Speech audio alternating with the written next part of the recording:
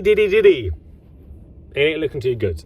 Hey guys, it's Morali. Hopefully you guys are all doing well today. Back again with another video. If you have not subscribed, click that button, please. I am filming this with no sleep and no 24 hour in 24 hours. I have not slept.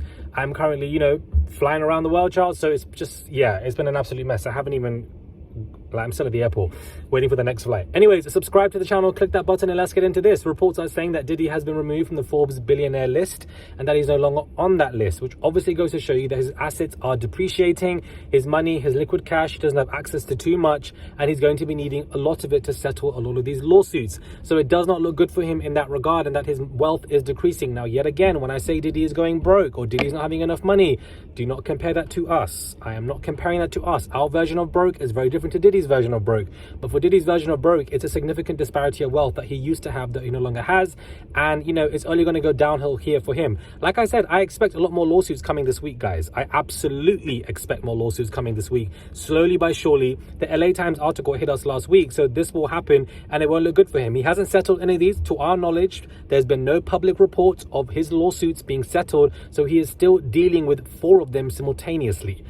Yeah. Well, now, when it comes to Clive Davis, of course, Jaguar Wright was saying that, Diddy was basically a sex slave for Clive and that he had to do things. Now, this would make sense because, well, it's plausible that he would have done things for Clive in order to get Bad Boy Entertainment Records, up and running. And the fact that he, would get on his knees himself and that it was like a sacrifice, a humiliation ritual, a power ritual. Clive Davis himself has said that he is also into men and he's currently dating a man and broke up with one a couple of years ago. So perhaps he did say, Diddy, get on your knees and do X, Y, Z for me because I find you attractive, you're younger than me, there's an age, gap, and I can give you access to Bad Boy, and that is what created that record deal. Well, if he is a sex slave to Clive Davis, which is what Jaguar Wright has said, she said that out of her own mouth, if that were to be true, then the conversation spurs to, was he doing any of that sex slave stuff for other wealthy white billionaires?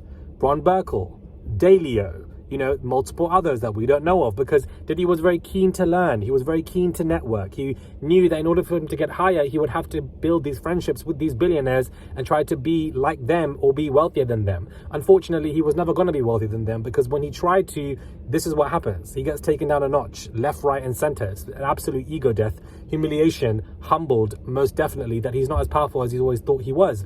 But when it comes to these other men, perhaps he could, I doubt it for Ron Burkle, but I think that there are several other billionaires that he's in contact with that we don't even know of, or Ray Dalio is one, but many others that we don't even know of that perhaps he's done things for, because Diddy clearly will go to any boundary to be the most successful person when it comes to XYZ. So this whole sex slave stuff is interesting.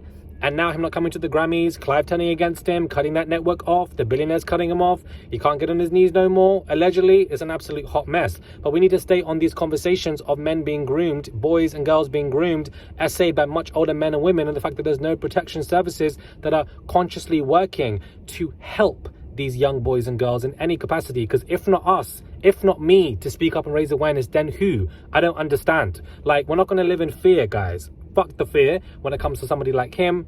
I'm over it. Anyways, subscribe to the channel, click that button. It is daily and consistent content, and I'll catch you guys soon for another video.